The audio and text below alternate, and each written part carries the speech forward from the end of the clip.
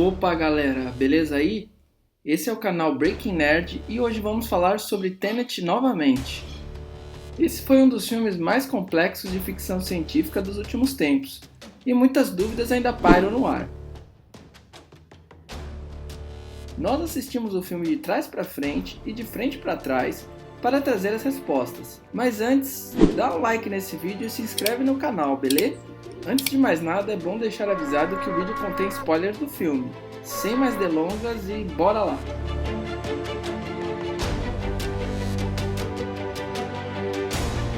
Tenet é sobre viagem no tempo? É um tipo de viagem no tempo não convencional. A viagem do tempo de Tenet é diferente das viagens no tempo de outros filmes tradicionais, como De Volta para o Futuro, por exemplo. A máquina do tempo de Tenet não permite que o viajante escolha um determinado ponto do tempo. A tecnologia de Tenet simplesmente faz o tempo correr ao contrário. O relógio funciona em modo anti-horário, literalmente.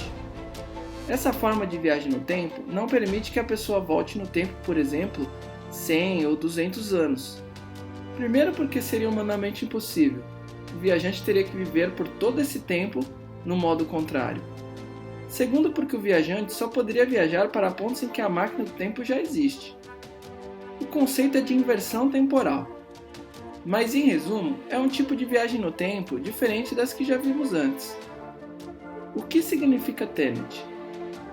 A palavra Tenet significa princípio, dogma, e isso se remete ao mantra do filme mencionado algumas vezes pelos personagens. O que aconteceu, aconteceu. Porém, isso é uma suposição, já que o filme não se preocupou em explicar o significado da palavra em si.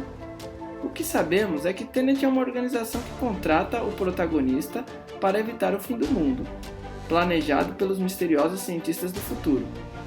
Claramente, Nolan tirou esse nome do quadrado Sator. O que é o quadrado Sator? Falando nele, o quadrado Sator é um artefato encontrado em ruínas romanas e é composto de 5 palavras: Sator, Arepo, Tenet, Ópera e Rotas. É possível ler as palavras em qualquer direção, de trás para frente, frente para trás, cima para baixo e de baixo para cima. Se trata de um palíndromo complexo.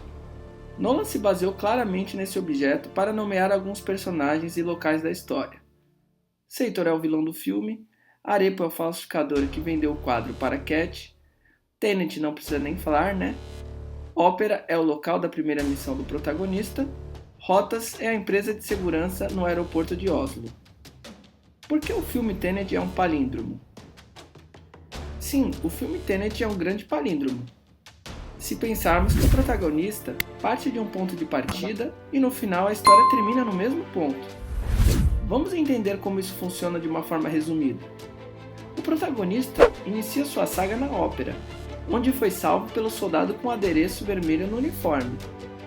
O protagonista segue para a missão no aeroporto de Oslo, e depois disso a missão do roubo na rodovia, onde ele obtém um pedaço do algoritmo. Após Cat levar o tiro, no final desta missão, perceba que o protagonista começa a fazer o percurso contrário. Ele passa pelo roubo na rodovia, passa novamente pela missão do aeroporto de Oslo, onde encontra ele mesmo, inclusive, e por fim, sua última missão é em Stalks 12, no mesmo dia da missão da ópera, e ele também é salvo pelo soldado com um adereço vermelho na mochila, que no caso é o Neil. Como a inversão de tempo em Tenet funciona? Foi explicado em Tenet que a fórmula criada pelos cientistas do futuro permite reverter a entropia das coisas. Vemos no início do filme uma série de objetos com entropia invertida, e vemos principalmente as balas em ação. Quando o protagonista dispara a arma, vemos que a bala volta ao invés de sair do cano da arma. Logo em seguida, nos é apresentado algumas máquinas que permitem que as pessoas sejam invertidas também. O filme explica que quando alguém está invertido, o ar não entra nos pulmões, sendo necessário usar um balão de oxigênio. Também é mencionada a necessidade de cobrir o rosto, para não ser reconhecido pelo duplicado. Caso contrário, ocorreria uma aniquilação.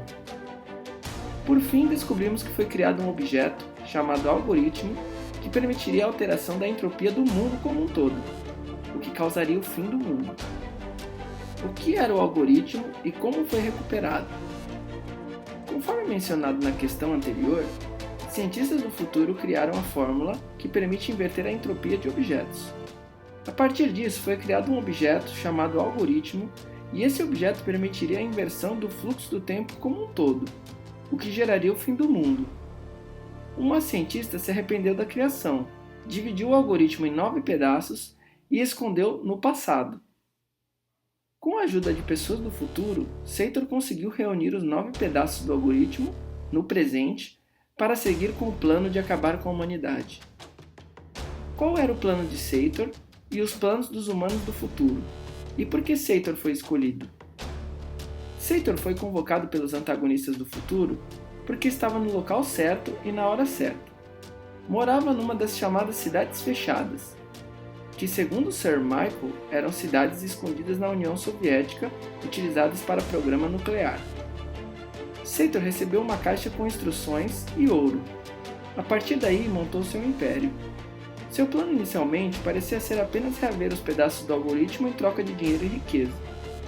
Mas depois descobrimos que Sator queria destruir o mundo utilizando o algoritmo, uma vez que ele tinha câncer incurável. E segundo ele mesmo dizia, se eu não posso ter, ninguém vai ter. Este objetivo estava bem alinhado com os dos antagonistas do futuro, que tinham como meta destruir o passado para evitar que os humanos acabassem com o meio ambiente no futuro. Para quem o protagonista estava trabalhando? Neil dá a entender que o protagonista é o chefe da operação. Ele é o cara que coordenou todo mundo e colocou todas as peças do xadrez no local planejado para que a maior pinça temporal do filme funcionasse e impedisse o fim do mundo. Quem atirou a bala invertida na ópera e salvou o protagonista? Neil foi o cara que salvou o protagonista em sua primeira missão no filme. Achamos que Neil havia sido contratado para a missão em Mumbai, Índia. Porém, na verdade, ele já estava no jogo muito tempo antes e evitou que o protagonista fosse alvejado. Se Sator morreu no iate, como a história continuou? Sator, após atirar em Cat e obter o pedaço do algoritmo, decidiu enfim colocar em prática seu plano de fim do mundo. Conforme previsto pelo protagonista e Cat, Sator escolheu o momento que sentiu mais amado por Cat, e esse momento foram as férias no iate do Vietnã. Esse dia foi o mesmo dia do ataque na ópera. Então Sator saiu do barco para coordenar a operação. Cat havia saído para passear com Max. Então esse foi o momento em que Sator do futuro esteve no barco e encontrou a Cat do futuro, e foi eliminado por ela.